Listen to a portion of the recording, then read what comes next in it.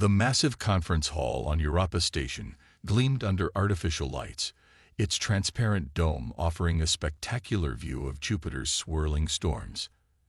Admiral James Stone stood at the polished black table, his weathered hands pressed firmly against its surface as he stared at the alien delegation across from him. The lead alien diplomat, a tall being with iridescent scales, continued speaking in the translated common language. Earth must understand that giving up its outer colonies is the only path to lasting peace. The coalition cannot allow uncontrolled human expansion. Stone's jaw tightened. 50 years of these talks. 50 years of watching humanity bow and scrape while these arrogant species demanded more and more concessions. He looked down at the latest peace proposal displayed on the table's surface, its terms more insulting than the last. Behind him stood Earth's delegation, military officers and politicians who had spent their careers trying to appease the coalition. Stone could feel their tension, their fear of what would happen if Earth refused yet another demand. But something had changed. The message in his neural implant confirmed it. Operation Shadowlight is ready. Make the call.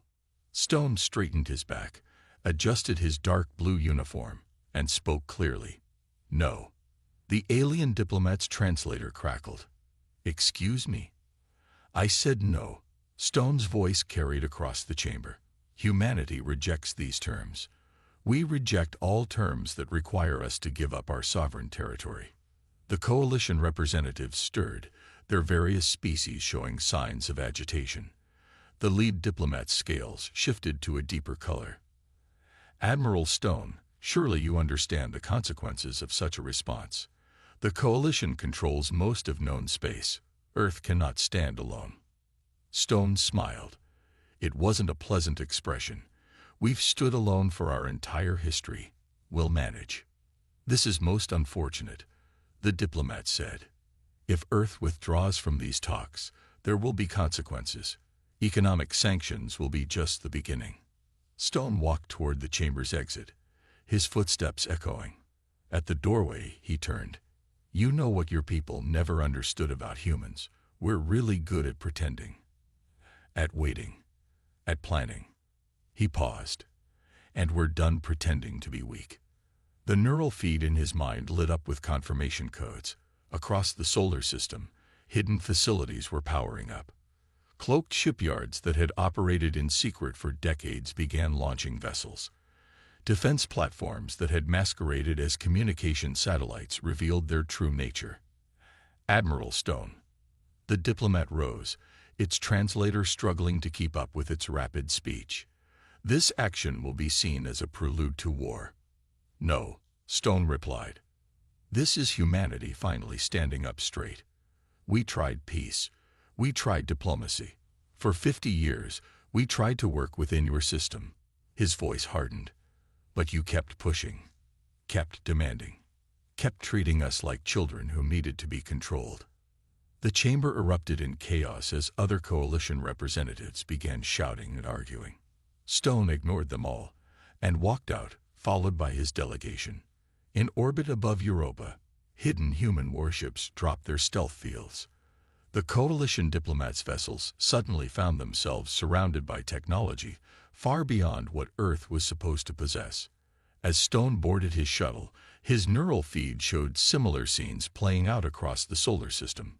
Humanity's mask was coming off, piece by piece, revealing the strength they had built in secret. Send the message to all coalition worlds, he commanded.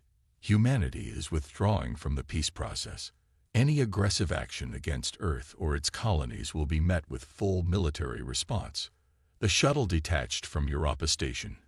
Through its viewport, Stone watched the coalition ships scramble in confusion, their sensors finally detecting the massive human fleet that had been hiding in plain sight. Sir, his aide asked quietly, do you think they'll back down? Stone shook his head. No. They're too used to being in control. They'll try to force us back into line. He turned away from the viewport. And that's exactly what we've been preparing for.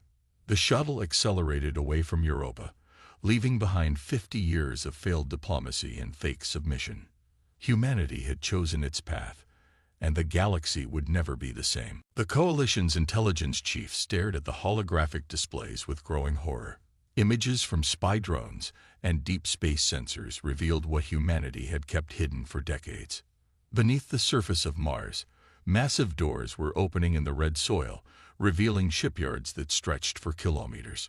Ships rose from the hidden facilities, not the primitive vessels Earth was known for, but sleek warships bristling with advanced weapons. "Impossible," he whispered.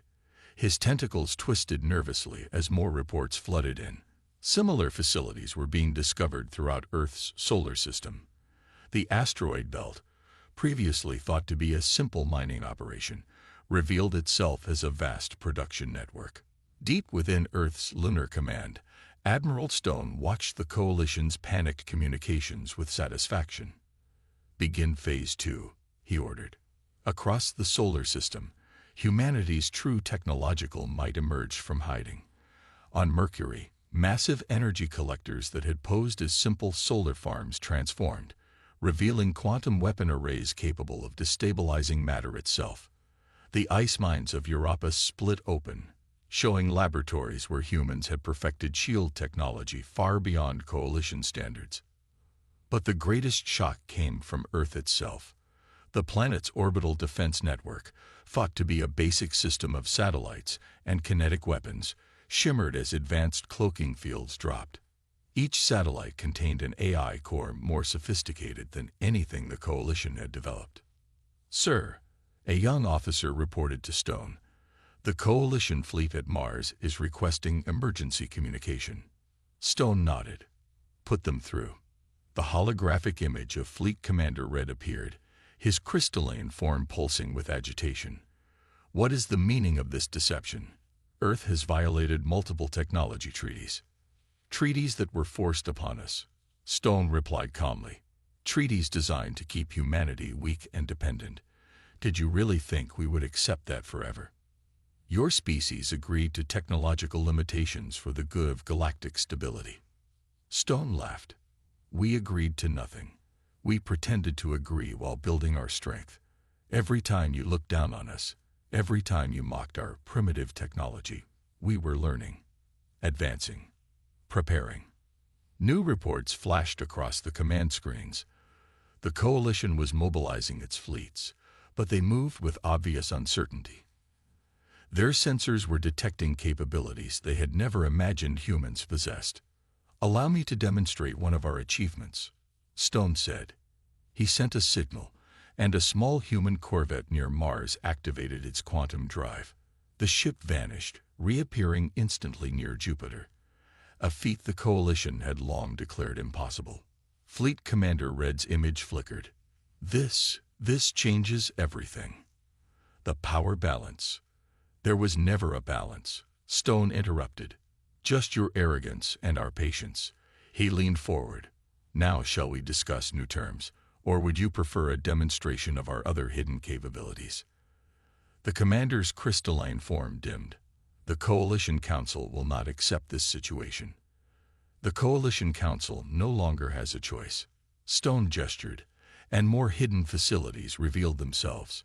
Space stations transformed from simple trading posts into fortress-like military bases. Civilian ships shed their disguises, showing weapon systems that made Coalition vessels look obsolete. "How?"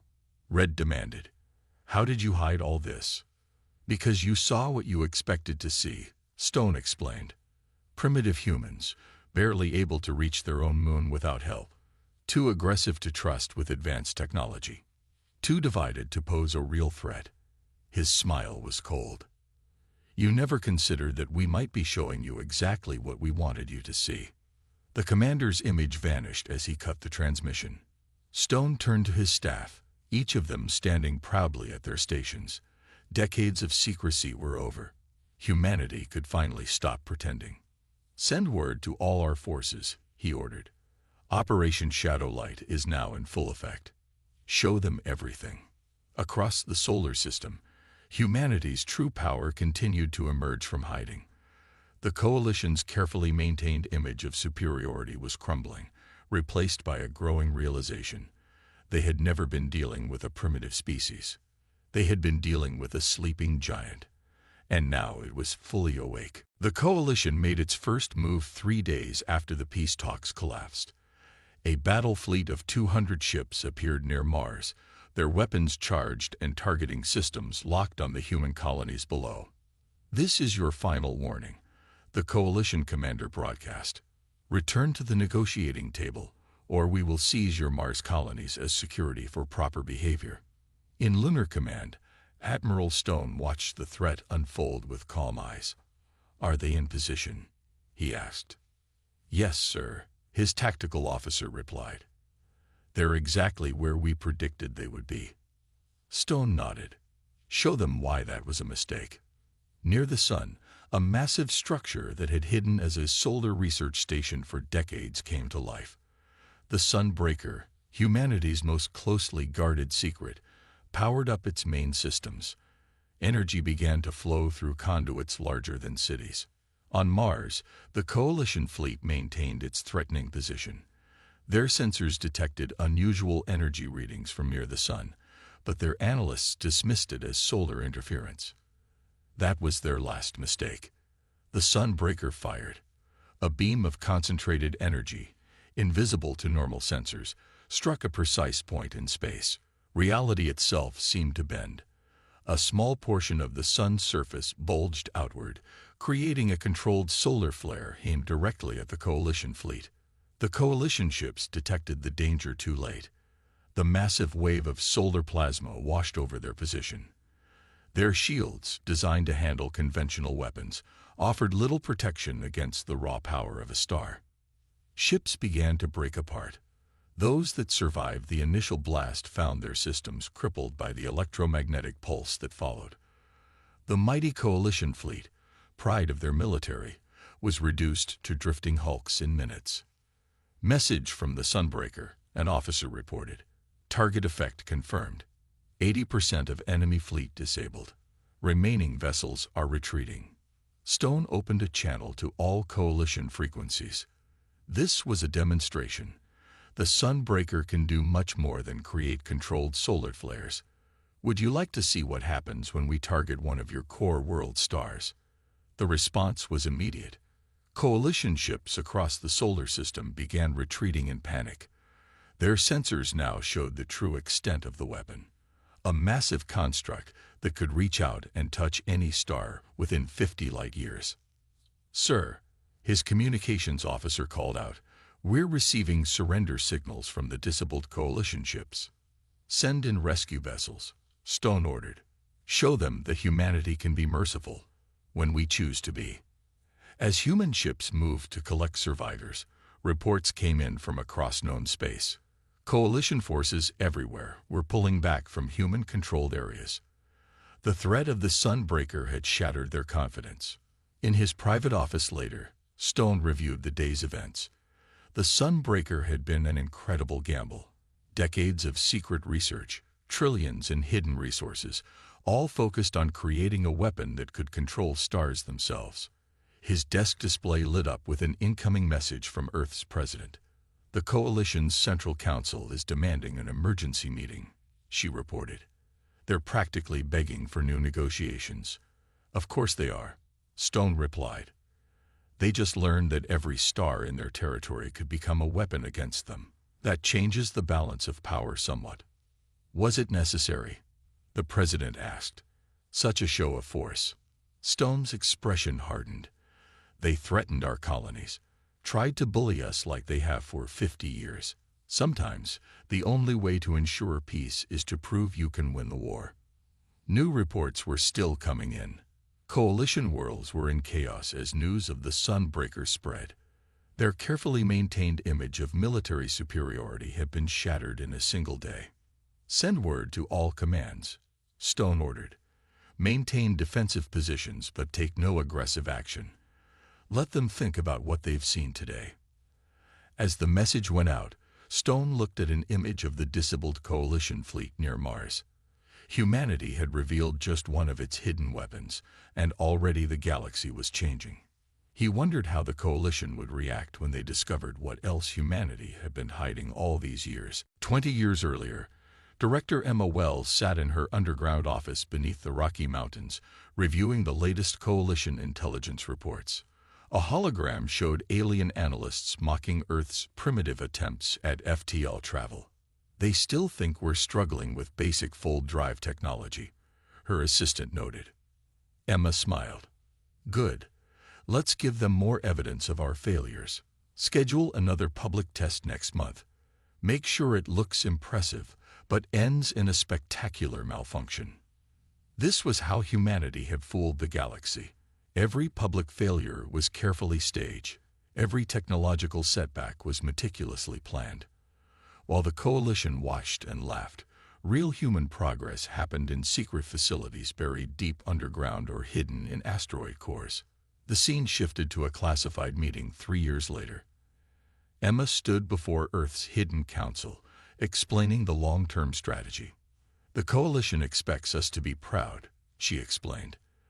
They expect us to show off any advancement, to prove ourselves worthy of their attention. Instead, we hide. We pretend to be exactly what they want to see. A young, struggling species barely worth noticing. The council members watched as she displayed images of hidden shipyards being built throughout the solar system. Construction projects disguised as mining operations, weapon research masked as failed agricultural experiments.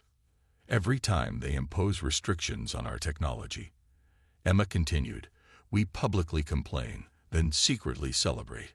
Their restrictions give us perfect cover for hiding our real work. In another memory, Emma toured a facility where human scientists reverse-engineered coalition technology. But they didn't just copy. They improved, innovated, pushed far beyond what their superiors thought possible. Never show your full hand, she told her staff. Let them think they know our limits. Let them believe their own propaganda about human inferiority. The memories continued, showing years of careful deception.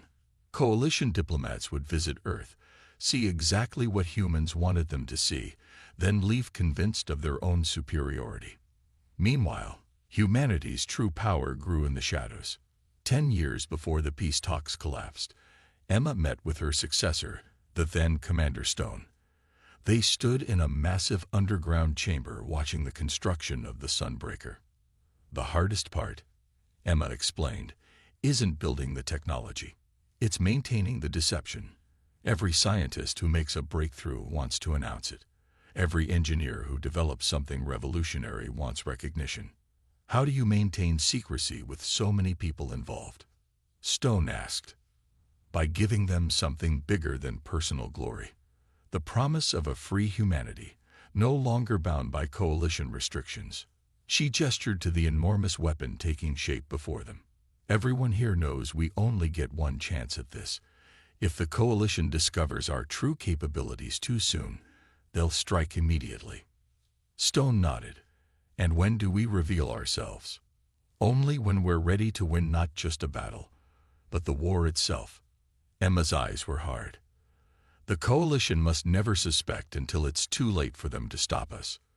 Back in the present, coalition analysts were frantically reviewing decades of data, finally seeing the pattern of deception. Every human failure had been staged. Every technological limitation had been a lie. In a secure coalition facility, their top researchers examined records of trade deals, diplomatic missions, and technological exchanges. They found countless instances where humans had traded for technology they already secretly possessed, just to maintain the illusion of dependency. They fooled us completely, one analyst reported to the Coalition Council. We thought we were watching their development, guiding them, controlling them. Instead, they were studying us, learning our weaknesses, preparing for this moment. The council members sat in stunned silence as the full scope of human deception became clear. Their supposed dominance over Earth had been an elaborate illusion, masterfully maintained for decades. And now humanity had emerged from its chrysalis, revealing not the primitive species they had dismissed, but a technological and military power that had quietly surpassed them all. The greatest deception in galactic history was complete, and the Coalition was left to wonder what other surprises humanity had in store. The Coalition never saw the first strike coming. While their leaders debated how to respond to the Sunbreaker demonstration, humanity launched its real offensive. On 12 major Coalition worlds, communication networks suddenly failed. Defense systems went dark. Orbital platforms turned against their own ships. Years of careful infiltration paid off as hidden human agents activated their protocols. Admiral Stone stood on the bridge of Earth's new flagship, watching tactical displays light up across known space. "Begin Phase 3, he ordered. The human fleet moved with precision that shocked Coalition commanders. Ships appeared from seemingly nowhere, their advanced stealth systems making them invisible until the moment they struck. Coalition defensive lines collapsed as human vessels bypassed their strongest positions with previously unknown jump technology. On the Coalition capital world of Prime, the High Council gathered in emergency session. Their meeting was interrupted as the chamber's security systems activated, sealing them inside. "What is the meaning of this?" the head counselor demanded. A hologram appeared, not of some alien leader, but of a simple human maintenance worker who had served in the building for 20 years. "Apologies," he said, dropping his fake accent, "but we needed your leadership contained for this phase." Across Prime, similar scenes played out.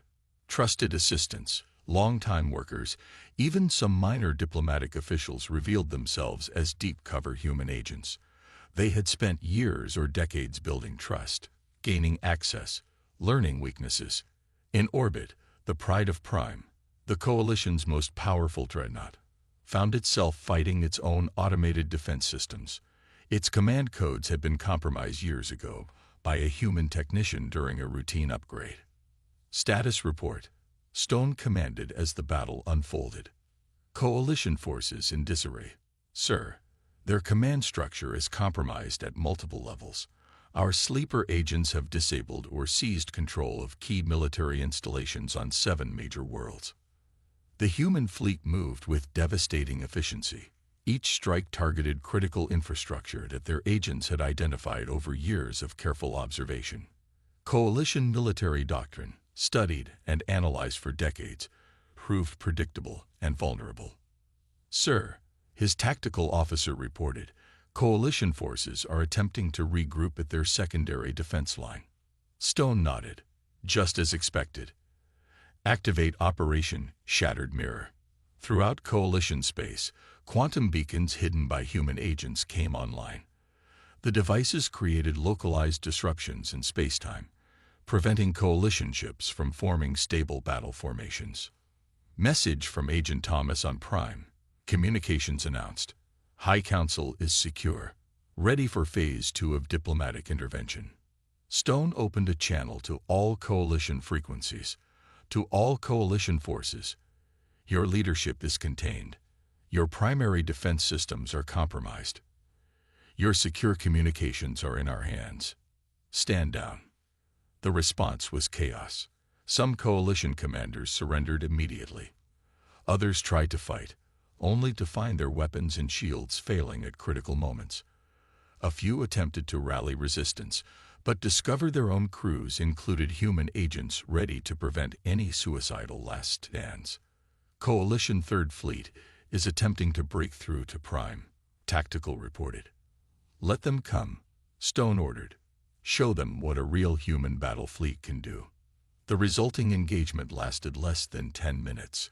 Coalition ships, relying on predictable tactics and compromised systems, stood no chance against human vessels fighting at their true capability.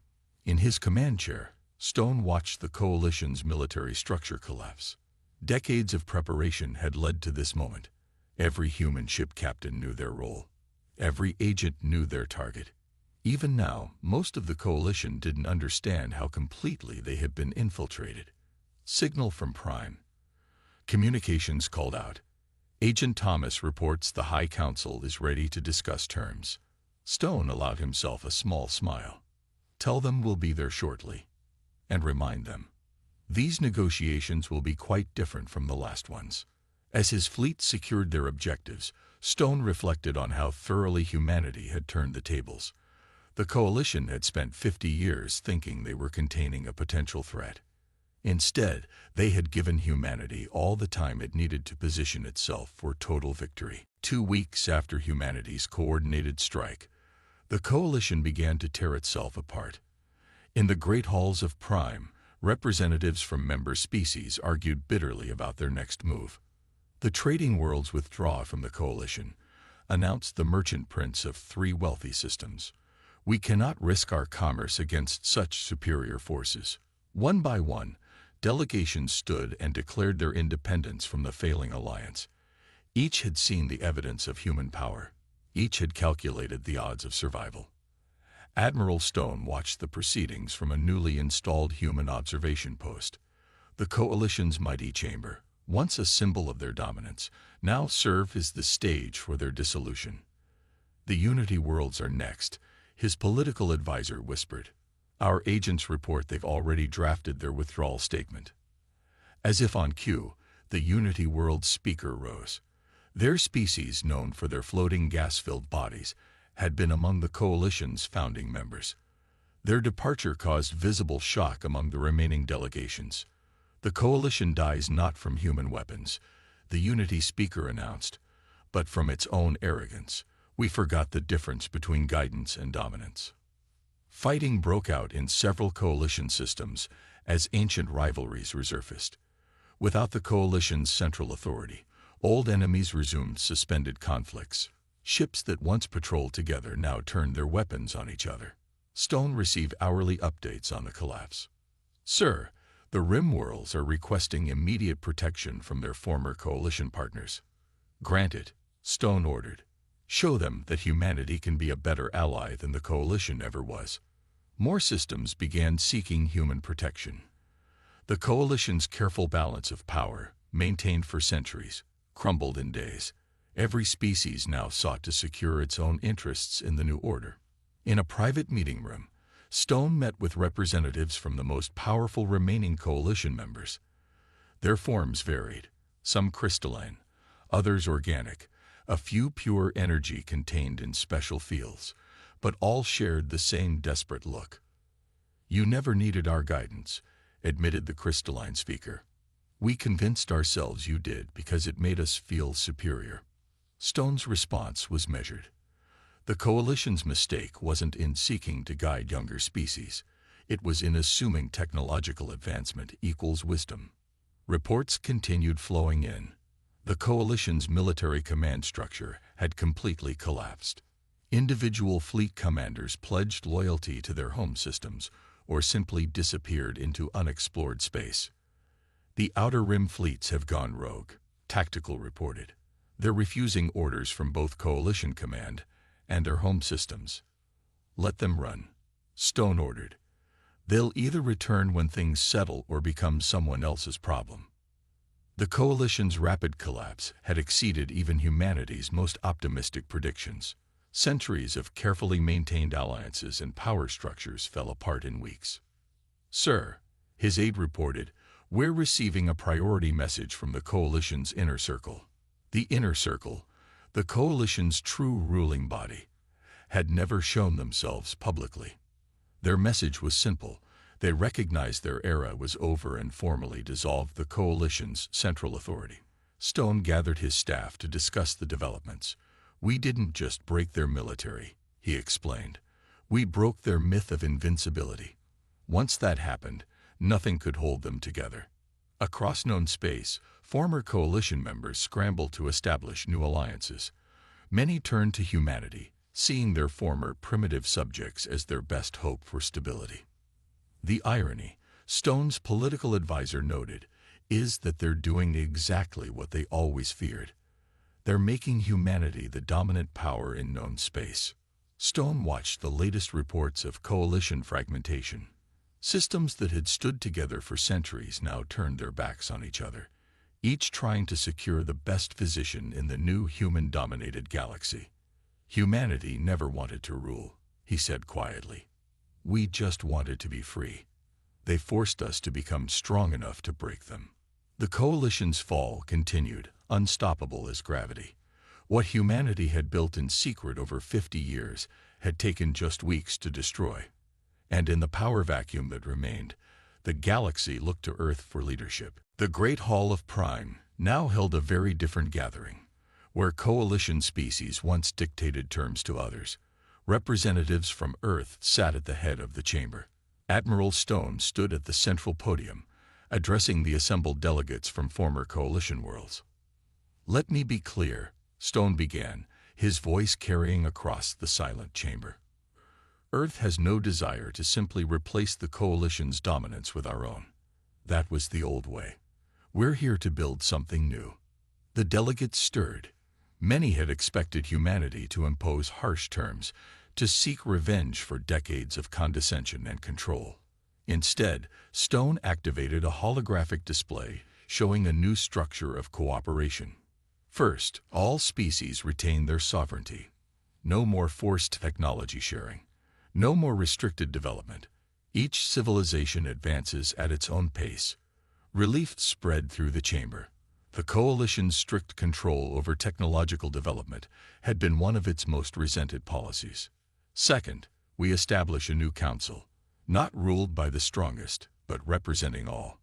Decisions affecting multiple worlds require genuine consensus, not forced compliance.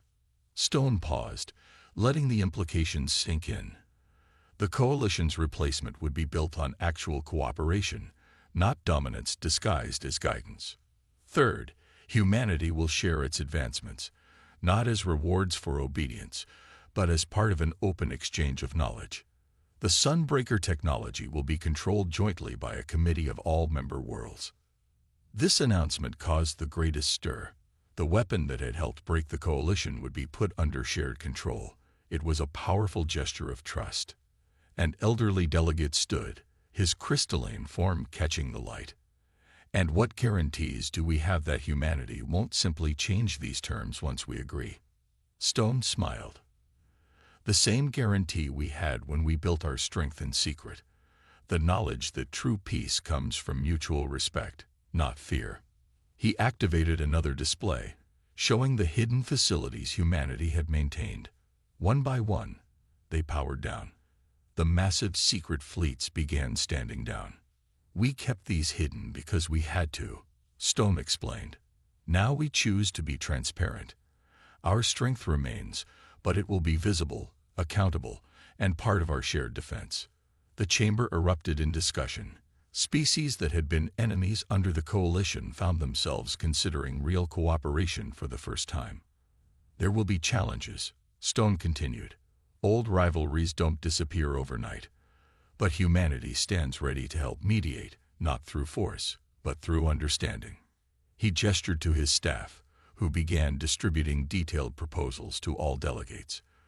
The new framework was comprehensive: trade agreements, mutual defense pacts, technology sharing protocols, all designed to foster genuine cooperation. "We spent 50 years learning your strengths and weaknesses," Stone said, "not just for military advantage, but to understand how we could all work together once the coalition's control was broken." The delegates reviewed the proposals. Many found their own suggestions, gathered secretly by human agents over the years, incorporated into the plans. Humanity's greatest deception, Stone concluded, wasn't hiding our technology. It was hiding our hope for true partnership. We built weapons because we had to. Now we can build peace because we choose to. One by one, the delegates signaled their approval, not through the coalition's formal voting system, but through simple raised hands or appendages, a human gesture of agreement adopted for this historic moment. Later, in his private office, Stone looked out at the stars. A junior officer brought him final confirmation. The last coalition holdouts had accepted the new terms. "Was it worth it?" the officer asked. "All those years of hiding, pretending to be less than we were." Stone thought of the decades of preparation, the countless humans who had maintained the deception, knowing they might never see its purpose fulfilled. "Look at the galaxy now," he replied. "Real peace, built on mutual respect instead of fear. Real cooperation, not forced compliance." He smiled. Yes, it was worth every moment. Outside, Ships from a dozen species moved peacefully through space, no longer separated by coalition restrictions. A new era had begun, born from humanity's long deception, but built on humanity's honest desire for true partnership. The galaxy would never be the same, and that was exactly what humanity had planned all along.